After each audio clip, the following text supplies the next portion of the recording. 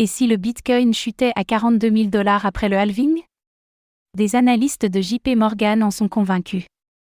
Selon le dernier rapport de recherche sur le Bitcoin de JP Morgan, le prix du BTC pourrait chuter à 42 000 $ à la suite du halving. Qu'est-ce qui pousse les analystes à considérer cette cible de prix?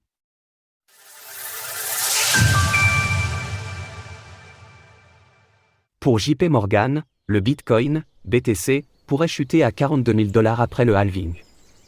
Alors que le cours du Bitcoin, BTC, n'a de cesse de s'apprécier ces dernières semaines et que les prédictions positives se succèdent, les analystes de JP Morgan ont pris le contre-pied en publiant un rapport de recherche plutôt nuancé. Et pour cause, il y est indiqué que le halving à venir aura un effet négatif sur les cours, pouvant même conduire le BTC à chuter jusqu'au palier des 42 000 $. À l'image des cibles de prix positives pour lesquelles il s'agit de prendre de la hauteur, il en sera de même ici. Toutefois, il est effectivement prudent d'envisager une correction après une telle hausse, et il est probable que la zone des 42 000 $ pourrait constituer un support solide, compte tenu du fait que le cours du BTC y a plafonné durant près de 2 mois. Cours du BTC en données hebdomadaires.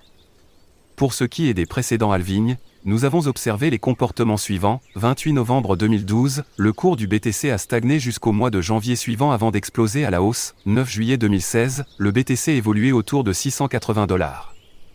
Le cours a chuté à 470 $ la première semaine d'août avant de se reprendre pour stagner jusqu'en octobre puis démarrer son rallye en octobre. 11 mai 2020, un range a été construit jusqu'à la mi-juillet avant une hausse timide, mais le rallye a véritablement commencé en octobre. Les historiques passés restent ainsi plutôt hétérogènes sur un horizon de temps très court, bien que dans les mois qui ont suivi, le Bitcoin a toujours vu son prix s'apprécier. Quels sont les arguments de JP Morgan? Pour justifier son scénario de baisse, JP Morgan s'appuie essentiellement sur la hausse des coûts de production des mineurs, une conséquence mécanique du halving qui divisera les récompenses de blocs par 2.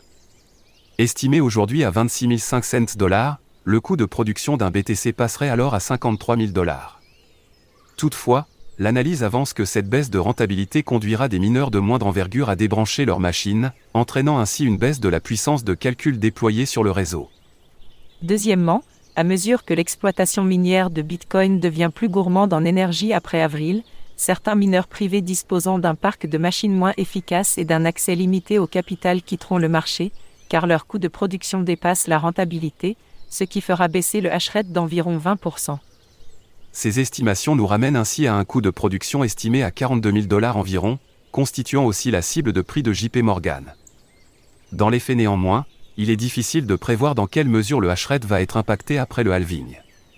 Quoi qu'il en soit, ce dernier étant attendu au 19 avril prochain, nous n'aurons pas à patienter longtemps pour avoir des éléments de réponse.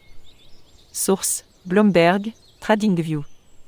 Retrouvez toutes les actualités crypto sur le site cryptost.fr.